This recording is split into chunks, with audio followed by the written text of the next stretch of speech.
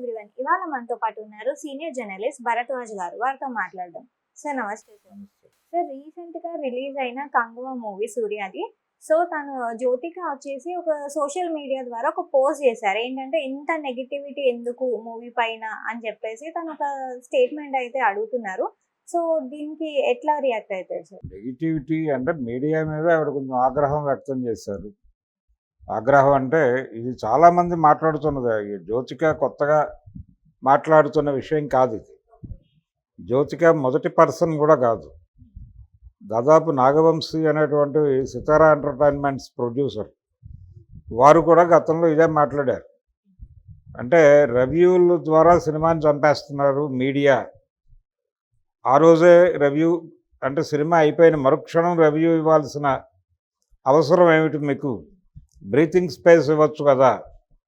అంటే సినిమా మీద విరుచుకుపడిపోతున్నారు. సినిమా గురించి ఉన్నవి లేనివి ప్రజల్లో లేనిపోయిన అభిప్రాయాలు కలిగించి వాళ్ళని సినిమాకి రాకుండా అడ్డుకుంటున్నారు మీరు అని రివ్యూవర్స్ మీద ఆయన మాట్లాడాడు.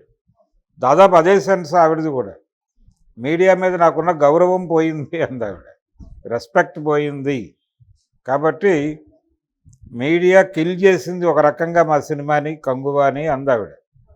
మీడియా కిల్ చేయటం అంటే ఇన్ ది సెన్స్ సినిమాలో కంటెంట్ ఉంటే ఎవరున్నా లేకపోయినా, ఎవరు ఏం మాట్లాడినా మాట్లాడకపోయినా మౌత్ పబ్లిసిటీ స్ప్రెడ్ అయిపోయి జనాలు థియేటర్కి వెళ్తారు. ఆ విషయం చాలా సినిమాలు ప్రూవ్ చేసినాయి. ఈ మధ్య వచ్చినటువంటి తెలుగు సినిమా అది ఎటువంటి అంచనాలు లేకుండా రిలీజ్ అయింది.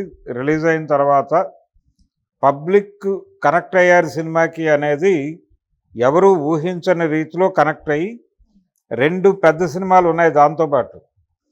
అమరన్ సినిమా పెద్ద బడ్జెట్ సినిమానే, కొంచెం ఎక్స్పెక్టేషన్ ఉన్నటువంటి ఆర్టిస్టులు నటించారు. అది పాన్ ఇండియా లెవెల్ సినిమాగా మొదటి నుంచి రూపొందింది. దాంతోపాటు రెండోది లక్కీ భాస్కర్. ఈ సినిమాల మధ్యలో ఇది రిలీజ్ అయ్యి అతను ఫ్లాపుల్లో ఉన్నాడు.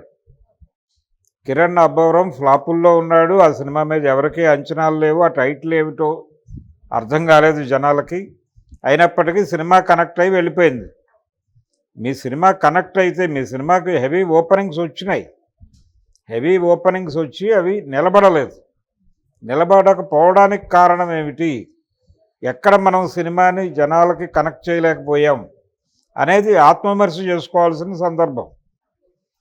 ఆత్మవిమర్శ చేసుకోవాల్సిన సందర్భము అంటే ఆ సినిమాలో ఒకటి కంగువ అనే టైటిల్ అన్ని చోట్ల పెట్టారు, బాగానే ఉంది.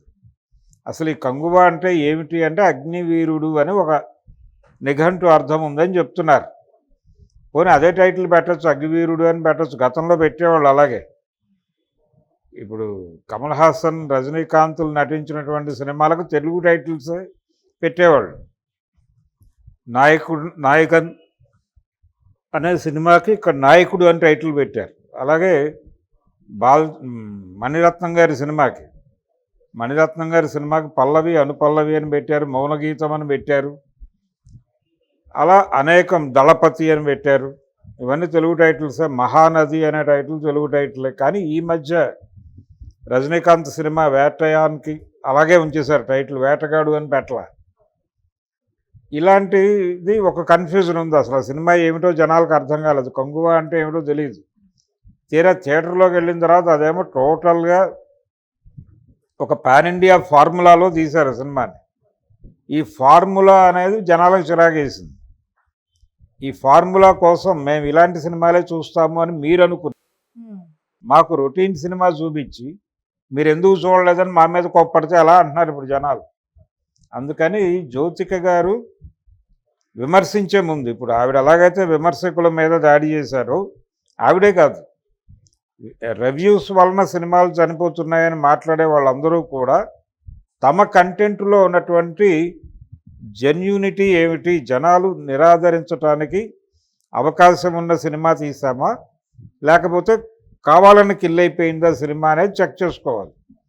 కొన్ని సందర్భాల్లో రివ్యూలు ప్రభావం లేకపోయినా కానీ మంచి సినిమాకి కూడా రివ్యూలు అద్భుతంగా ఉంది సినిమా అని రాసిన జనం వెళ్ళని సినిమాలు కూడా అనేక ఉన్నాయి. ఉదాహరణకి కె విశ్వనాథ్ గారు డైరెక్ట్ చేసినటువంటి సప్తపది సినిమాకి చాలా పాజిటివ్ రివ్యూస్ వచ్చినాయి. కానీ ఆయనే డైరెక్ట్ చేసినటువంటి శంకరాభరణం సినిమాతో పోలిస్తే ఆ రేంజ్ వసూళ్లు రాలేదు ఆ సినిమాకి. చాలా సినిమాలు శుభోదయం ఇవన్నీ అలాగే కనిపిస్తాయి. కాబట్టి రివ్యూస్ బాగుంటే కలెక్షన్స్ బాగున్నాయి అనుకోవడానికి లేదు. రివ్యూస్ బాగుండి ఫ్లాప్ అయిన సినిమాలు ఉన్నాయి, రివ్యూస్ బాలేదు అని రాసిన హిట్ అయిన సినిమాలు కూడా ఉన్నాయి. ఎన్టీ రామారావు గారు చివరి రోజుల్లో నటించిన, అంటే పర్టికులర్గా 75 నుంచి ఆయన నటించిన అనేక సినిమాలు దేనికి కూడా పాజిటివ్ రివ్యూస్ రాల. కానీ థియేటర్ల దగ్గర విపరీతమైన వసూళ్ళు వచ్చేవి. ఆయన సూపర్ హిట్లు అయినటువంటి డ్రైవర్ రాముడికి కానీ, వేటగాడికి కానీ, ఈవెన్ అడవి రాముడికి కానీ పాజిటివ్ రివ్యూస్ ఏం లేవు. ఎదురులేని మనిషికి వేటికి పాజిటివ్ రివ్యూస్ ఏం లేవు. పైగా ఆయన ఆ ఏజ్లో ఆ డ్యాన్సులు ఏమిటి, ఆ గోల ఏమిటి అనే పద్ధతిలోనే రాసేవాళ్ళు. పైగా ఆయన అద్భుతమైన క్యారెక్టర్లు చేసిన నటుడు ఇలాంటి సినిమాలు చేస్తున్నాడు ఏమిటి అనే చిరాకు కూడా ప్రదర్శించినప్పటికీ జనాలు వెళ్ళేవాళ్ళు. జనాలకి కనెక్ట్ అయ్యే అంశం ఏదో ఉంది, దానిలో ఉంది కాబట్టి ఇవేవి పట్టించుకునేవాళ్ళు కాదు. ఆయన 60 సంవత్సరాల వయసులో 16 ఏళ్ళ అమ్మాయి పక్కన డ్యాన్స్ చేయటం ఏమిటి అని చెప్పినా రాసినా జనం వెళ్ళి చూశారు, డబ్బులేసి వచ్చారు ఆ పాటలకి. కాబట్టి రివ్యూలు సినిమాలను చంపేస్తాయి అనేది ఒక భ్రమ.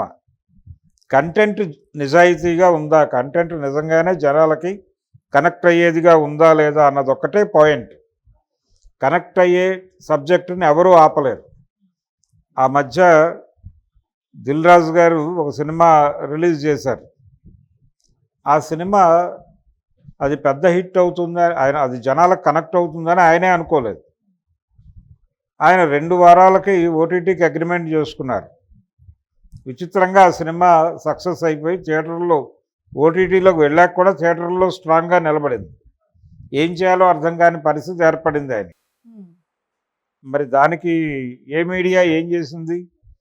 సినిమా బాగుంటే మీడియా కూడా భుజం కాస్తుంది, అది వేరే గొడవ. కానీ మీడియా బాగుంది అన్న సినిమాలు విపరీతంగా ఆడిన సందర్భం లేదు, ఫ్లాప్ అయిన సందర్భాలు అనేకం ఉన్నాయి. అంటే దాసరి గారు చేసినటువంటి నీడ అనే సినిమా అద్భుతమైన రివ్యూస్ వచ్చినాయి.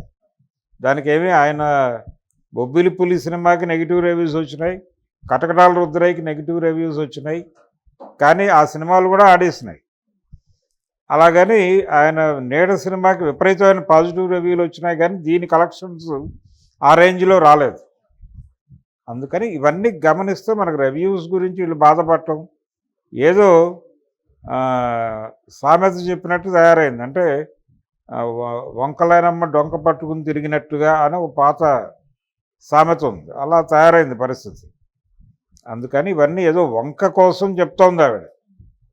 మీడియా అనే వంకతో బాధపడుతున్నారు, మీడియా కిల్ చేసింది సినిమాని అంటున్నారు. కానీ నిజాయితీగా మీ సినిమాని మీరు పరిశీలించుకుని లోపం ఎక్కడ జరిగింది అనేది మీకు మీరు వీటన్నిటి నుంచి రివ్యూస్ అన్నీ చదవండి, ముందు వినండి, విని వీటి దృక్పథంతో మీ సినిమాని మీరు ఒక్కసారి మళ్ళీ చూస్తే తప్పెక్కడ జరిగిందో అర్థమవుతుంది తేలిగ్గానే.